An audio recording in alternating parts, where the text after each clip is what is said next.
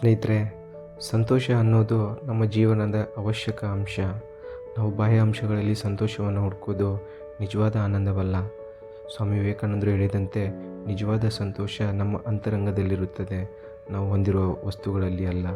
ನಾವು ಹೇಗೆ ಬದುಕುತ್ತೇವೆ ಎಂಬುದರಲ್ಲಿ ನಿಜವಾದ ಸಂತೋಷ ಅಡಗಿದೆ. ಸಂತೋಷ ಎಂದರೆ ತೃಪ್ತಿಯ ಅನುಭವ.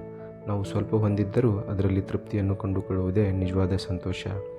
ಸಂತೋಷವನ್ನು ನೀವು ನಿಮ್ಮ ಸುತ್ತಲಿನ ಜನರೊಂದಿಗೆ ಹಂಚಿಕೊಳ್ಳುವಾಗ ಅದು ಇನ್ನೂ ವೃದ್ಧಿ ಪಡೆಯುತ್ತದೆ.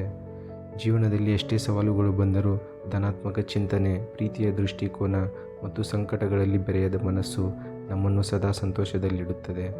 ಸಮಸ್ಯೆಗಳ ಬಗ್ಗೆ ತಲೆ ಕೆಡಿಸಿಕೊಳ್ಳುವುದನ್ನು ಬಿಟ್ಟು ನಮ್ಮಲ್ಲಿರುವುದಕ್ಕೆ ಧನ್ಯತೆಯನ್ನು ಹೊಂದಿ ಜೀವನವನ್ನು ಪ್ರೀತಿಸಿ ಮತ್ತು ಪ್ರತಿಯೊಂದು ಕ್ಷಣದಲ್ಲೂ ಸಂತೋಷ ಕಂಡುಕೊಳ್ಳಲು ಪ್ರಯತ್ನಿಸಬೇಕು.